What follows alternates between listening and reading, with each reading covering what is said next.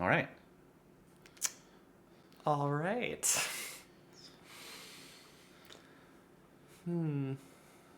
So what do you want to talk about? Well, maybe we should introduce ourselves. Good idea. I'm Steffan. I'm Parks. We are meditators, and we've been meditating for a very long time. Yes. Yes, we've both been to quite a few meditation retreats, and we're both in our 30s, and we've been meditating since our teens. And we are passionate about the Dharma and talk about it a lot in our spare time. Right, so we thought might as well try to record some of our awesome conversations. Yes, some of our awesome conversations. Although we don't know what we'll talk about. Well, we could start with what you were saying about cars earlier. Yeah, I thought that was interesting. the very American spirituality of just wandering around in cars for no particular reason. Yes. I think that's really brilliant. I really like that. Yeah, I mean, obviously we're a car culture. And we have a sense of freedom from our cars, which I can appreciate. That's wonderful. But it just seems like there's a lot of people just out driving randomly for no reason. Yes. And also, I noticed that the people are just in cars, just not doing anything. They're just in cars idling. Yes. Yes. Maybe they're on their phones, but I wonder if maybe they're just there. Yeah. And they're also on just pre-designed roads that they didn't construct that just go to nameless locations.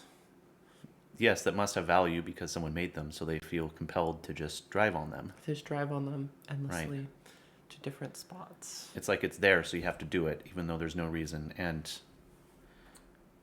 even though it's not good for the environment, I guess, all So- sorts of things. So it's kind of like a metaphor for samsara, right? How most people are living their life running on subconscious tendencies.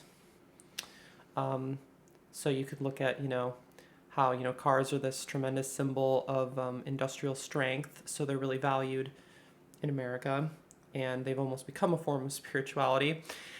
And symbolically, people driving around in their cars aimlessly and, just kind of always busying themselves with driving is like a metaphor for the sort of cycle of existence that we're all trapped in. That is samsara. Right, it's just this endless cycle that they're all looping around. Not going anywhere in particular, but still feeling compelled to do it. Exactly. It's really interesting. Yeah, it seems like there are a lot of metaphors like that for sort of the usual state of mind that most people are trapped in, which is not very cheerful. It's just kind of automatic. And it creates a lot of problems. There isn't very much meta-awareness, which would be awareness of awareness. Most people's awareness is just singular awareness. They don't have that extra layer of awareness on top of their awareness that allows them to escape cyclic patterns. And then you can look at the accumulation of the cyclic patterns of all beings as it adds up to samsara, basically. So when you start to meditate, you start to see samsara, right, as it becomes a very useful word because it describes this additive realm that we live in. Just like all these habits of all these beings add up to this place that sometimes is not very pleasant to be in. Yeah, and suddenly we're all stuck in a traffic jam, but ironically, no one actually wants to be there. Yes, definitely. But they certainly don't want to be home, just being home. Yes, yeah. Although that's where they could take a moment to, that's the best spot to be aware of what you're actually feeling and realize you don't necessarily have to be somewhere else.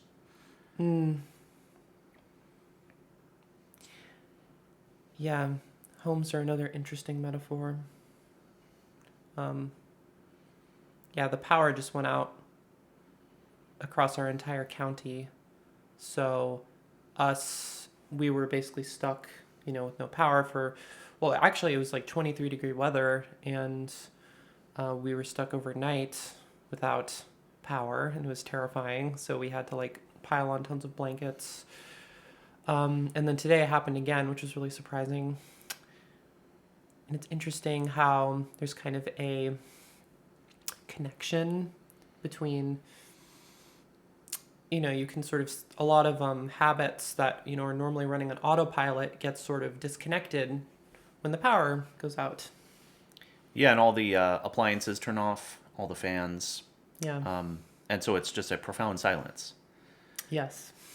And it really makes you aware of the space that you're in when you're at home, and why maybe it's not a pleasant space. Why maybe it's constructed in a way that sort of incentivizes you to just wander around And distract yourself. but yeah, with other things, instead of finding some way to have sort of Yeah. a piece where you are. And I guess, in cars you do have full control over everything there, Yeah. whereas you don't often at home. Exactly. And I think that's why it's a sense of freedom, because you do have that total control. Exactly. But you and I both make peace with our appliances, right? You're really good at you've set up a really amazing like entertainment setup for yourself in your room, and you have a really awesome car. So clearly, we both believe that there's a way to sort of interact with the world we're in. Like most people, obviously, you have to survive.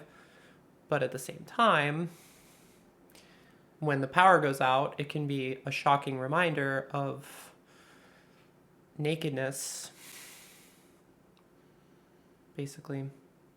Yeah, we can choose to construct our homes differently. I try to think about what I can use with the tools that I actually have at hand to make a place cozier or more peaceful. Or like with this computer, changing the light so that it's not blue but actually more red, so that it's not ice raining. Which is, it's a ton of little things like this that add up to make a space actually habitable for humans, Yeah, and actually someplace where you want to be. right. And especially now, like with climate, which is very quickly changing, it's not necessarily pleasant to be outside, and you can't necessarily go driving when there's a foot of snow. And so people get stuck at home, in COVID, of course. And so we have to learn to modify our environments to be better. But many of us can't. This is the problem with when we all have to rent, because you can't drill a hole in your ceiling to make a really cool, cozy entertainment center for yourself. You have to just, work with what you have to go out to do something. Or you can't set up a cool streaming setup like I'm trying to do here. By drilling. I managed to in my rental though. That's true. Yeah, I did that. I live in the city in a rental, and I totally managed to like hang a projection screen, and I bought a projector instead of a TV. It's been awesome because it totally interrupted that cycle of endless consumption and endless distraction, which is, honestly totally fine. But, if you want to just add a little harmonic of brightness or joy to that, you can just try to do something a little creative with it. So it's like I added a projection screen and a projector, and then during the day there's so much sunlight that I can't really watch TV, but at night I can watch TV. So it created sort of a slightly different pattern. And then also when people see it, I think it excites them because they notice that there's just a slight difference between, the situation that they're probably in at their home with their television, and their screens. It actually turns out that these tiny changes add up, and they really influence. They can really create a slightly nicer, more positive situation. Yeah, if you just bring some mindfulness to what is your actual experience and how some slight adjustments could change it. Yeah, that might be what we're talking about, actually. Yeah, Nice. Essentially, yeah. Very slight changes can improve your life, I think. Yeah, instead of using an enormous amount of fuel to haul yourself and your car around. Yes. Perfect. Well, Nice. that kind of completes the metaphor, actually. Nice.